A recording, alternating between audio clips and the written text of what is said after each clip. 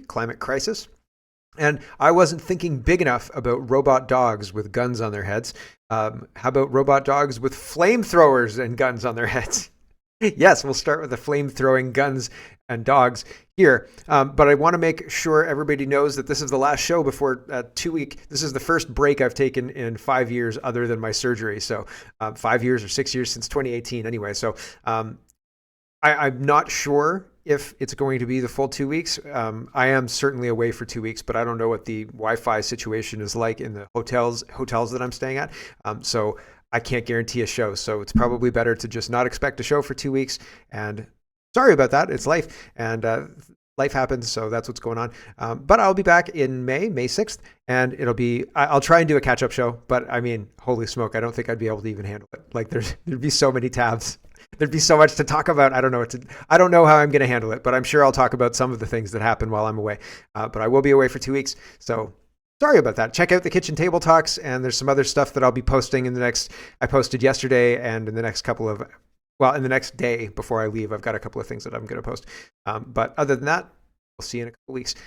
Now on with the show. There's lots to get to. Let's get to it first. Robot dogs with guns on their heads. I just think this is super funny because I wasn't thinking big enough. Look at this. And I love the Terminator music in the background. So here's the dog. There you go. This is climate change in action, baby. You want a wildfire? You've got a wildfire anywhere you want. Right? And anybody who sees this robot dog, well, the robot dog will deal with it, right? Like you don't have to worry about that, sir. The robot dog knows how to handle anybody who might snitch on seeing the robot dog causing the wildfires. And I mean, other various things, just general patrol, although you may not want the flamethrower on your general patrol dogs, right? Like maybe a camera and a stun dart or something like that. Duncan is responding to Lori.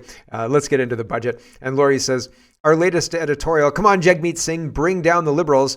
Like the boy who cried wolf once too often, the federal NDP leader is again playing coy about whether he'll support Prime Minister Trudeau's latest budget.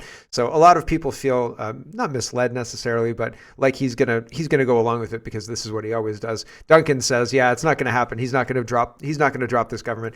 This is just a game Jagmeet Singh plays so he can screw around with Canadians. Yeah. I mean, when you boil it all down, I think Jagmeet Singh is waiting for that pension, baby. And so that's not till January 25. So while he may look at this and think to himself, I'd really like to live in the official opposition residence, that pension is just, he's got to wait. He's got to hold on, right? And then maybe January 25, he can move in there, unless it's Blanchette, right? Can you imagine if the Bloc became the official opposition? Oh, that would be awful. Would people be upset about that? Aaron says the NDP, especially if it's a supermajority, if it's like a Polyev at 225 or something like that, Blanchette at 39, Trudeau at 32, and Jagmeet at 24. And I'm just pulling those numbers, but right, that would put Blanchette in as the official opposition, and that would just burn. That would just burn. I think that would be funny. I would love for Chrystia Freeland to be the leader of that party. Not really.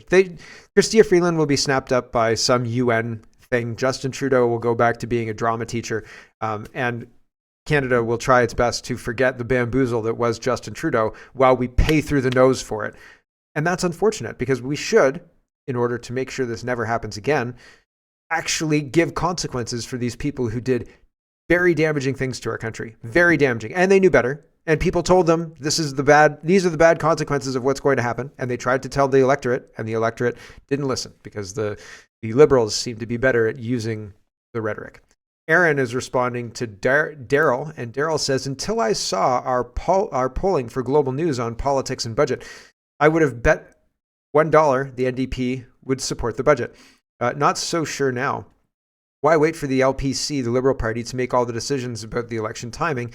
In changing the election, a chance the NDP could pass the LPC and become the official opposition. So he's saying, take the opportunity and you could be in that official opposition residence, Jagmeet. And Aaron says the NDP have to know that unless there's a dramatic narrative shift, they're in big trouble in the next campaign. And pulling the plug on their agreement with the Liberals would be one way to attempt a dramatic narrative shift. Right, but they don't really have anything else to offer. We're going to be more communist? I mean, the Liberals are pretty communist, right? Here are the names. This is Mike in the Canada Poly chat sharing this, and I said I'm going to share this on Twitter because I want it for my show tomorrow. And he said, "Yeah, man, go ahead." So these are the names of the Liberal Party budgets of 2016 to 2024. Every budget that mentions middle class has harmed the middle class. So 2016 was growing the middle class. 2017 was building a strong middle class. 2018 was equality growth, a strong middle class. Investing in the middle class was 2019. A recovery plan for jobs, growth, and resilience, 2021. A plan to grow our economy and make life more affordable, 2022. A Made in Canada plan, strong middle class, affordable economy, healthy future, 2023. Fairness for every generation, 2024. They've of the early budgets, they were supposed to grow the economy, grow the middle class, create a strong middle class, multiple years investing in the middle class. The middle class has been absolutely decimated, forced to pay for the liberal spending that has been turned on. And when people said, please stop spending, they turned it on even more, right? Like if the tap was 50% or 60% open, it's now 110% open, right? Like it's knocked off and it's spraying all over the bathroom and we're desperately trying to stop it. And the liberals are just looking for ways to increase the flow. It's crazy. Franco Tetrazino, he says, the Trudeau government is doubling the entire federal debt. Your kids and grandkids will be making payments on this debt their whole lives. This is not fairness for future generations. It's not. It's absolutely not.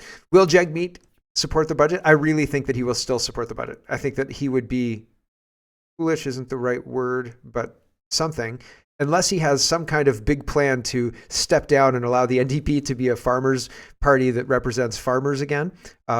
Then I don't think the big changes in the NDP are going to be enough to convince people that the NDP aren't out to destroy Canada, just like the Liberals are.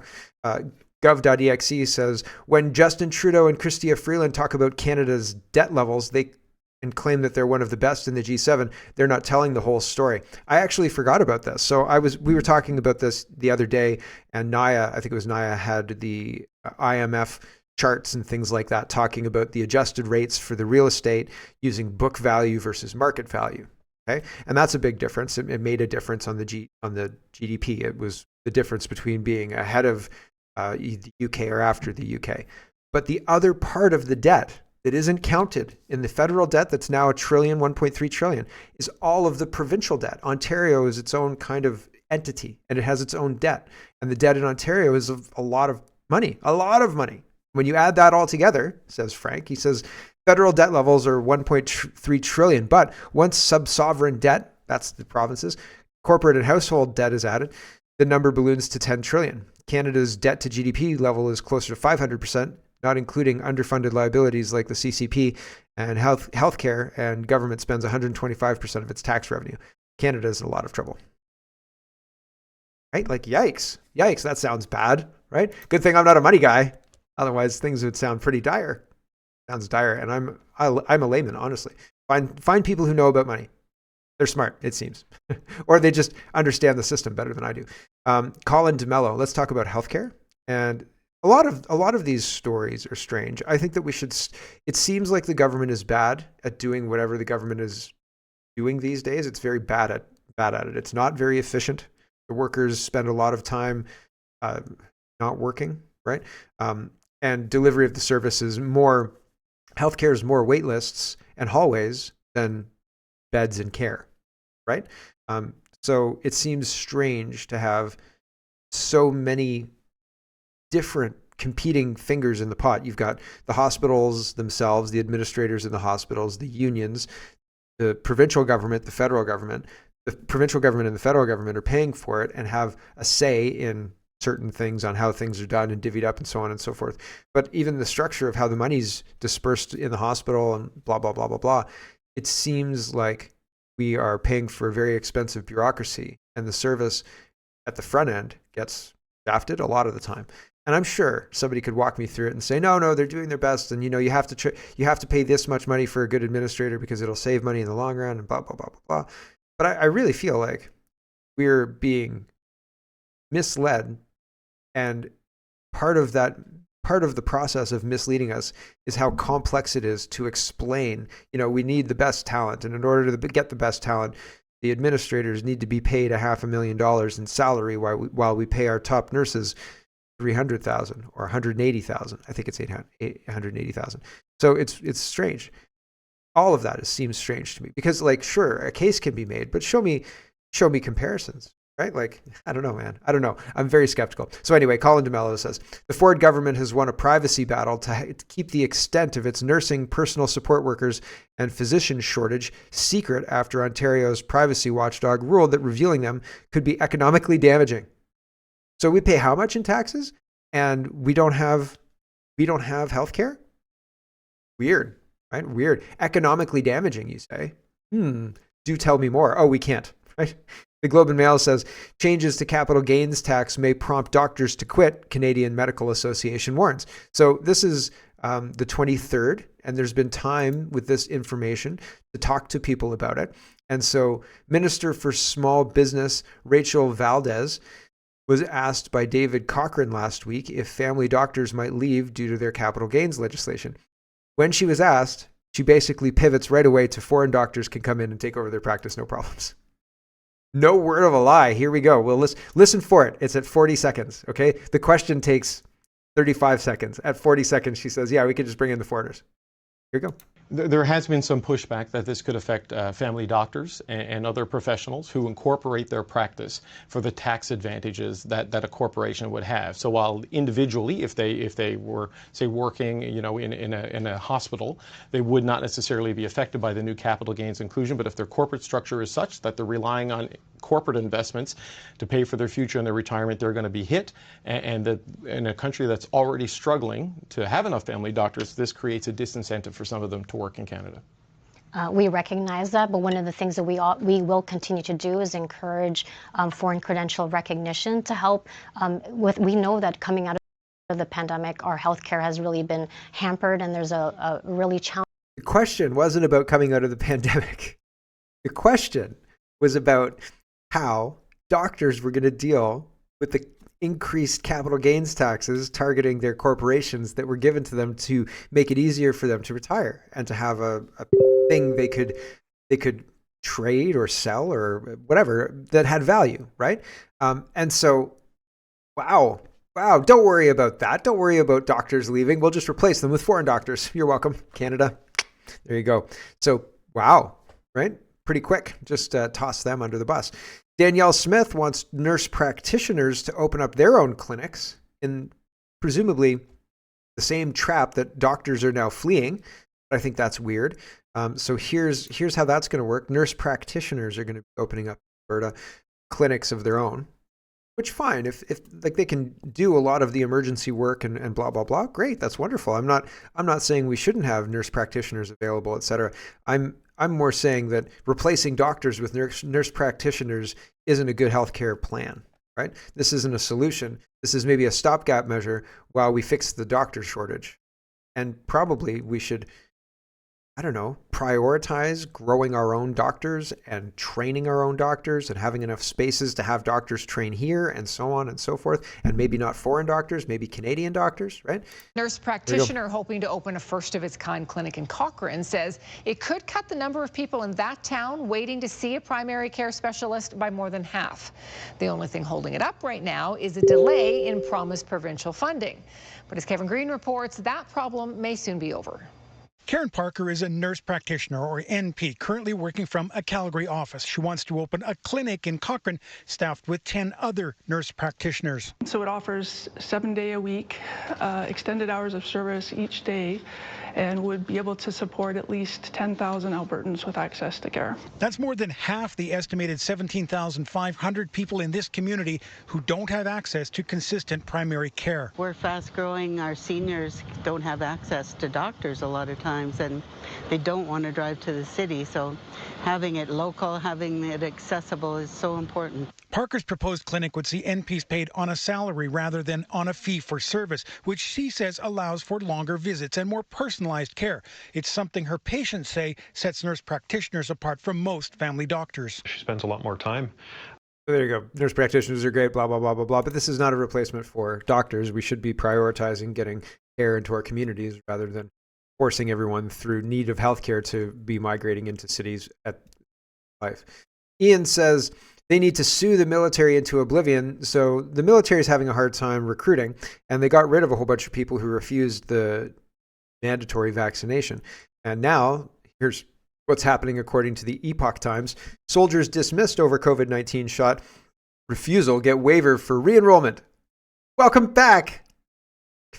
No? How about no? How about you owe me a whole bunch of back pay and up yours? Right? Soldiers who refused the COVID-19 vaccination were expelled as unsuitable to serve, but now a barrier for their re-enrollment has been dropped. The Department of National Defense has confirmed to the Epoch Times the 5-year waiting period for re-enrollment was waived last November by the Canadian Forces Recruiting Group. The waiver does not apply to all releases under Item 5F, unsuitable for further service, but only those pertaining to COVID-19 vaccination refusal. Those veteran candidates, if they reapply, will still need to obtain a waiver from the Chief of Defense Staff because he authorizes all re-enrollments from soldiers who were released under 5F. So interesting stuff where if you were removed for this one specific thing, you can come back and work. I think maybe not, right? It's crazy. I can't believe that they're that brazen. Brazen might be the right word. No is talking about Pfizer and they're misleading the government. Do you believe they misled the government, or do you believe that maybe this is a cover-up? I don't know. I feel like it could be either. Pfizer chose not to tell regulators about the SV40 sequence in COVID shots, Health Canada official. Pfizer has communicated to us recently that they apparently chose not to mention this information to the EMA, FDA, or HC. Here's the source. So there's the email if you're interested in that. And again, this is an Epoch Times article talking about it. Pretty wild stuff. And if the government is having information withheld from Pfizer, why are they still? And now the Pfizer said, "Oh yeah, by the way, there's this sequence in there, and we didn't tell you before, and it might be damaging." Why is the government still pushing the shots? Why is the government? There's all sorts of questions. Like if this is true, then a whole bunch of other things fall and should be dealt with as such, like they were false, right? And once you find out that you've been bamboozled, like if you find out that Pfizer's got these sequences and that's bad, and finding out about them materially changes the safety and efficacy of the shot, and all of your assets and advertising, etc., convinced people to get the shot, and people were harmed, and you found out that Pfizer withheld this stuff, you'd think the government would leap to action. We can't believe this. This is egregious. We're going to be suing Pfizer. They're never going to be allowed to release another shot in their lifetimes. We're going to investigate this heavily. Blah, blah, like you think. Where is that? What's happening with that, right? There's still, I mean, Dr. Tam's talking around get your booster and all the rest. It's ridiculous. It's crazy town. And so where's the accountability? Because if this is true, then other things need to start happening in quick succession, but they're not happening, and they're not going to happen either, because it seems like it doesn't matter what happens. Nobody's going to respond to anything at all. Yesterday, we were talking about how the WHO has backed off, and everybody's Mark Friesen and a bunch of other, high-profile freedom fighters who have been pointing this out for a while. I don't know if Leslyn Lewis talked about it, but a whole bunch of people who have been talking about this for a while, UN agenda, 2030 agenda goals, and all the rest, and the WHO pandemic treaty specifically. They were celebrating. And I said, they can do it through other means. That's why they don't need this. They're going to do it through other means. Like, that's my concern. I don't think this is a win. I think this is a tacit loss. Like, I think this is a loss because we're not seeing that they can just achieve what they need to achieve without this treaty. And Bob Moran, who's the cartoon guy, he says the same thing. He says it's really clever how they've made people forget that none of the things they did from 2020 onwards was agreed upon in any treaties or permitted under any laws. They said, we're going to make you all sign a treaty that lets us implement medical tyranny in your countries, as if they hadn't already done exactly that without a treaty. Now all the people who signed ridiculous, humiliating petitions think they've won some great victory, as though democracy and the rule of law are still real things. The WHO will tell all the governments to carry out democide again, and every country will comply just like last time, treaty or no treaty. Have you heard of the bird flu? They're trying to make that. They're trying to make that the new monkeypox. I'm telling you, it's not going to work. It's not going to work. They're trying to make mpox the thing now too. Nonsense, absolute nonsense. But people are going to fall for what the news says, because they're going to be incentivized to fall for what the news says. Here's Pierre Poilievre talking about CO2 and taking aim at Jagmeet Singh. This adds pressure to the NDP leader. Jagmeet, says Pierre Poilievre, has voted for every one of Trudeau's carbon tax increases. Whatever he says, Canadians know that he's supporting Trudeau's costly coalition that will tax your food, take your money, and double your housing costs. CTV News says Singh non-committal on keeping scheduled increase to Liberals' carbon price in place. So, very, very interesting. Is Jagmeet Singh going to be seduced by the opposition, the official opposition residents, right? I want to live there for a few years, says Jagmeet Singh. Here is Stephen Guilbeault and Canadian dissident. Remember this salmon suit from yesterday? I mean, it's a gross color. Who wears a salmon suit? Come on. And he's got his UN 2030 agenda pin here. Do you think Pierre Poilievre sees that and thinks to himself, I wonder what that is? I wonder what that pin stands for. Moving on. I haven't read about that. Very interesting. Here is Ezra Levent, who has me blocked. So full disclosure, Ezra, I don't know if Ezra would prefer that I not share this, but whatever, I'm going to anyway. He's asking Guilbeault about his ties to communist China and him sitting on the board of this communist China party, not party, communist China council, environment council. And he says it's a partnership which works to develop public policies that are implemented in China. Why does Stephen Guilbeault have a say in any policies that are implemented in China? Here's this exchange. Ezra Levant for Rebel News, and I'd like to thank the UN for accrediting a citizen journalist outlet like us. Mr. Guilbeault, according to the Globe and Mail, you serve on the China Council for International Cooperation on Environment and Development, which is a government agency controlled by the Chinese Communist Party. Is that a conflict of interest with your role as a Canadian cabinet minister? And is it perhaps why you have really been gentle on China, even though it is by far the world's largest polluter, including with plastics pollution? Thanks again for letting me ask that question. The Canada-China Council is an organization that has been in existence since, from memory, 1971 or 1972. And a succession of environment ministers from all colors and stripes, including under Stephen Harper, a number of environment ministers sat on this organization. It is a partnership where we exchange information on environmental issues, and we work together to develop public policies that are implemented in China to tackle a number of the things that we're talking about here. You ever hear of Nortel? It's Huawei now. Anyway, bygones.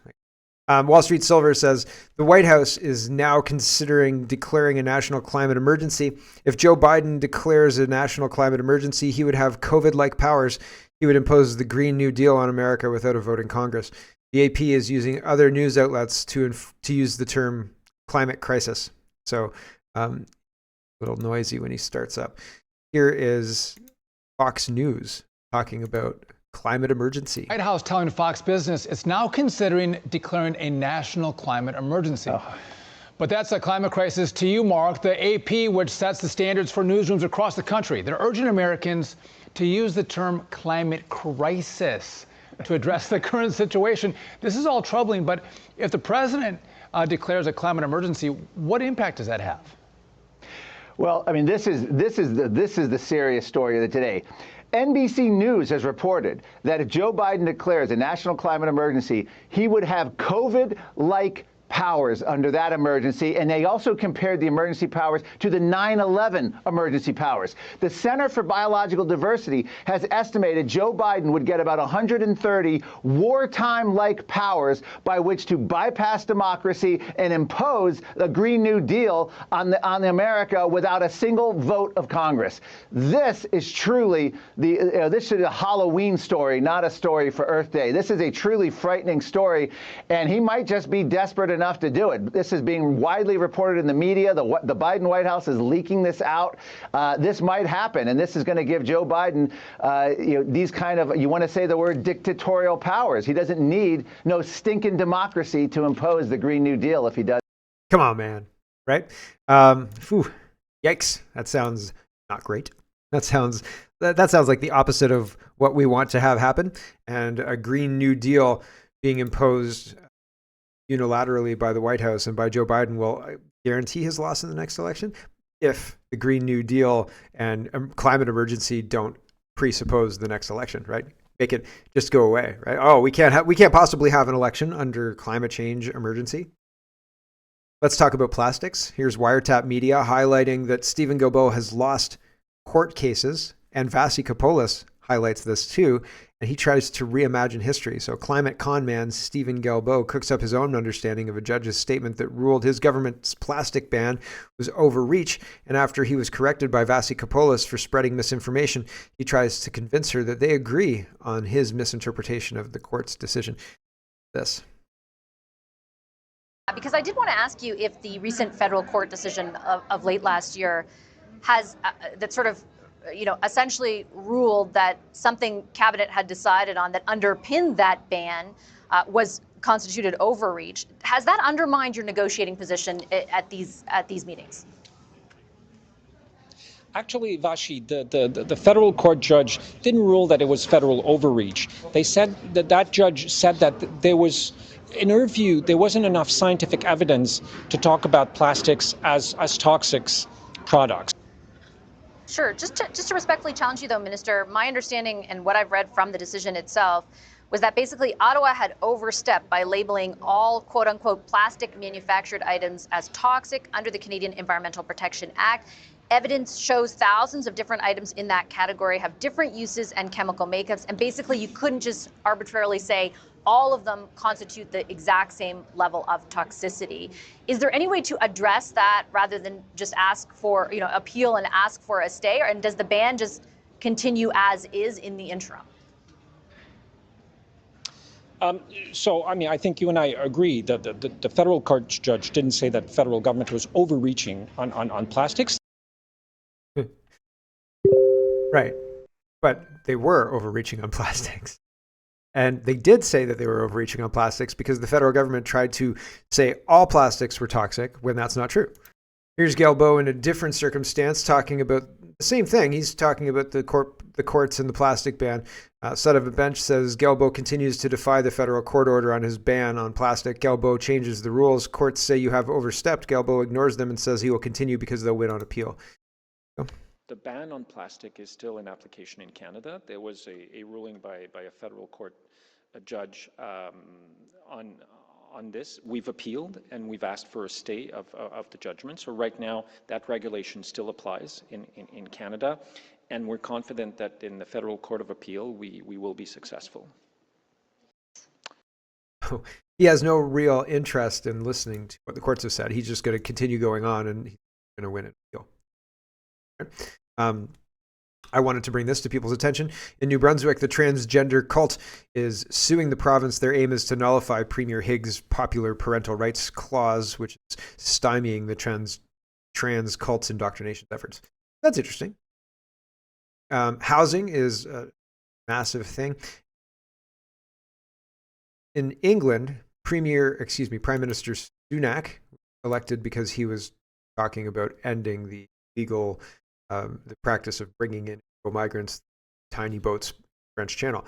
And here he's saying the same thing. Rishi Sunak promises to begin deporting illegal immigrants to Rwanda. No ifs, no buts, right? So I've been talking about having a plane ready at Pearson to go and deport people. If England can do it, why can't Canada? No ifs, no buts. These flights are going to Rwanda. And most importantly, once the processing is complete, we will physically remove people. And to do that, I can confirm that we've put an airfield on standby, booked commercial charter planes for specific slots, and we have 500 highly trained individuals ready to escort illegal migrants all the way to Rwanda, with 300 more trained in the coming weeks. What's the in-flight meal? Sorry, I'm vegan. Yowza. So interesting. How are you going to transport these people on commercial flights if they don't want to go? Right? Like, I have a feeling that this isn't going to go the way. No, if you're being deported from a place and maybe going to a place, like say you're not from Rwanda, just for happenstance. If you're in England and they decide to put you back to Rwanda, say you're not from there. How are you going to? I'm just saying that I don't know that commercial flight is going to be the best way to facilitate this. And I don't know what the best way would be. right? Like if it should be a cargo transport or something to that effect, that would be not very safe for people, but I'm sure they could make it safe. Probably, but who knows? I don't know. But I mean, if it's a Boeing, can they make anything safe, commercial or, I'll go up in a plane so long as it's not a Boeing. Practically, how do you do this? And not just how do you round them up and put them into a place for holding, and then, but the actual, you're getting on this plane now, it's going to leave, and when we get there, you're getting off, and the plane's going to come back, and you're not going to be on it. And what happens to you after that? Right? And so how does that work? In Hungary, I think it's Hungary, they have a place where it's right by the border, and there's a fence, and then the border, right? So, and the fence area is a holding place where they're on Hungarian soil, but there's nothing for them. They can't come into Hungary to cause any problems. They can't get to a city or anything like that. There's nothing there. They can't build anything there. It's just land. Like if you want to sleep there, all right, I guess you're in Hungary, but you're not getting anything. Would that be a solution? Like, okay, you can stay in this place here that has nothing, or you can get on that plane there. And how would you solve that next step, right? Is Rwanda the solution? I don't know, but I'm sure there would be a solution. Hello, everyone. Thanks very much for watching. This is just a short version of a longer show. If you'd like to get the whole show, you can go over to CanadaPoly.com and sign up for a subscription. Just look in the drop-down tab for Shop and Donate and look for subscriptions, and you'll get immediate access to the full show. Love to see you. Thanks for watching, everybody. Have a wonderful, wonderful